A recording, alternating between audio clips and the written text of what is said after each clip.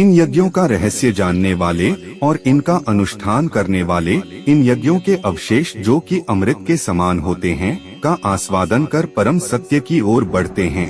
हे कुरुश्रेष्ठ, जो लोग यज्ञ नहीं करते वे न तो इस संसार में और न ही अगले जन्म में सुखी रह सकते हैं। विभिन्न प्रकार के इन सभी यज्ञों का वर्णन वेदों में किया गया है और इन्हें विभिन्न कर्मों की उत्पत्ति का रूप मानो। यह ज्ञान तुम्हें माया के बंधन से मुक्त करेगा। हे शत्रुओं के दमन करता, ज्ञान युक्त होकर किया गया यज्ञ किसी प्रकार के भौतिक या द्रव्य यज्ञ से श्रेष्ठ है।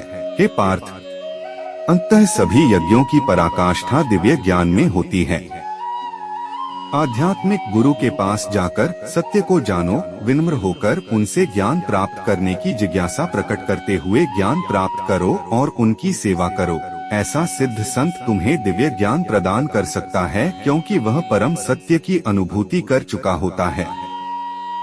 इस मार्ग का अनुसरण कर और गुरु से ज्ञानावस्था प्राप्त करने पर हे अर्जुन, तुम कभी मोह में नहीं पड़ोगे, क्योंकि इस ज्ञान के प्रकाश में तुम यह देख सकोगे कि सभी जीव परमात्मा का अंश हैं और वे सब मुझ में स्थित हैं।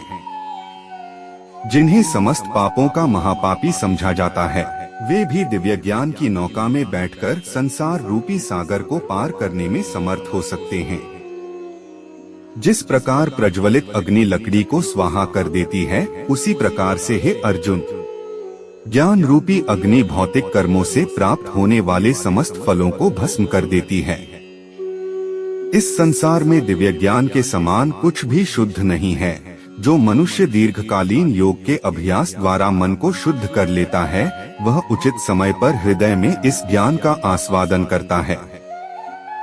वे जिनकी श्रद्धा अगाध है और जिन्होंने अपने मन और इंद्रियों पर नियंत्रण कर लिया है, वे दिव्य ज्ञान प्राप्त कर लेते हैं। इस दिव्य ज्ञान के द्वारा वे शीघ्र ही कभी न समाप्त होने वाली परम शांति को प्राप्त कर लेते हैं।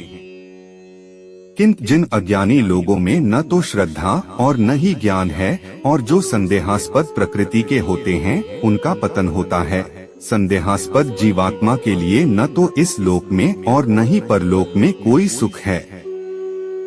हे अर्जुन, कर्म उन लोगों को बंधन में नहीं डाल सकते जिन्होंने योग की अग्नि में कर्मों को विनष्ट कर दिया है, और ज्ञान द्वारा जिनके समस्त संशय दूर हो चुके हैं, वे वास्तव में आत्मज्ञान में स्थित हो जाते हैं।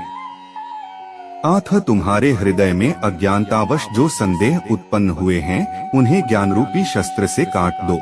हे भरतवंशी अर्जुन, स्वयं को योग में निष्ठ करो, उठो, खड़े हो जाओ और युद्ध करो।